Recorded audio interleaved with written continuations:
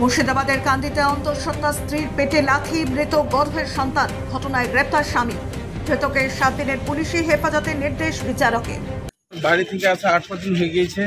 তার আমার 8 দিন বছর দেখা সাক্ষাৎও নাই। ওরা নিজে নষ্ট করে ওরা এখন আমার নাম করছে। আদালত সূত্রে জানা গিয়েছে, প্রায় 4 বছর আগে বাগ আছড়া গ্রামের যুবক খুশিরউদ্দিন শেখের সঙ্গে বিয়ে হয় মিনা খাতুনের। মিনার বাবার বাড়ি কান্দি থানার পুরন্দরপুর এলাকায়। খুশিরউদ্দিন কর্মসূত্রে বাইরে থাকতো বলেই জানা গিয়েছে। সম্প্রতি ওই বধূ গর্ভবতী হয়ে পড়ে। শ্বশুরবাড়ির লোকজনও বধূর ওপর অত্যাচার করত বলেই অভিযোগ। এমনকি বধূর গর্ভের সন্তান নষ্ট করার জন্যও চাপ দিতে থাকে তারা। কিন্তু বধূ তা মানতে না চাওয়ায় স্ত্রীর পেটে খুশিরউদ্দিন লাথি মারলে চরম অসুস্থ হয়ে পড়ে ওই বধূ। এরপর তাকে কান্দি মহকুমা হাসপাতালে ভর্তি করা হয়। সেখানে চিকিৎসকরা বধূর গর্ভের সন্তান নষ্ট হয়েছে বলে জানিয়েছেন। বিয়ের পরে তারা দুজনেই এক জায়গায় ঘর সংসার করতো। তো করার সুবাদে তাদের মিনা খাতুনের গর্ভে একটি সন্তান আসে এবং সেই সন্তানকে নষ্ট করার জন্য এই খুশিউদ্দিন শেখ এবং তার পরিবারের লোকজনরা তাকে প্রচণ্ড চাপ দিতে থাকে।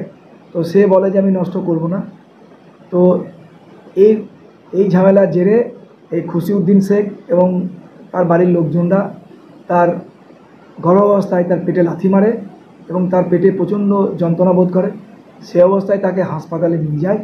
হাসপাতালে নিয়ে গিয়ে দেখা যায় যে তার পেটের ভেতরে যে বাচ্চা সেটা মারা গেছে এবং এই মিনা খাতুন প্রচণ্ড শারীরিক অবস্থা খারাপ। তাকে হাসপাতালে ভর্তি করা আছে। এই ঘটনার ভিত্তিতে কান্দি থানায় লিখিত অভিযোগ দায়ের করে বাগ আছড়া গ্রামের ওই গৃহবধূ। পুলিশ লিখিত অভিযোগের ভিত্তিতে তার স্বামী সহ 4 জনকে গ্রেপ্তার করেছে। শুক্রবার 4 জনকে কান্দি মহকুমা আদালতে পেশ করা হলে বিচারক ধৃত স্বামীকে 7 দিনের পুলিশি হেফাজতে নির্দেশ দিয়েছেন। অন্যদের জেল হেফাজতে নির্দেশ দিয়েছেন কান্দি মহকুমা আদালতের বিচারক। এর পরিপ্রেক্ষিতে একটা এফআইআর দায়ের হয়। সেই দায়েরের পরিপ্রেক্ষিতে আজকে মিনা খাতুনের স্বামী খুশিউদ্দিন শেখ এছাড়াও আরও 3 জনকে পুলিশ অ্যারেস্ট করে এবং তাদের প্রত্যেককেই কান্দি কোর্টে পাঠায়। শুধুমাত্র তার স্বামী খুশিউদ্দিন শেখকে পুলিশ রিমান্ড চায় কোর্টের কাছে 7 দিনের। কোর্ট 7 দিন পুলিশ রিমান্ডে।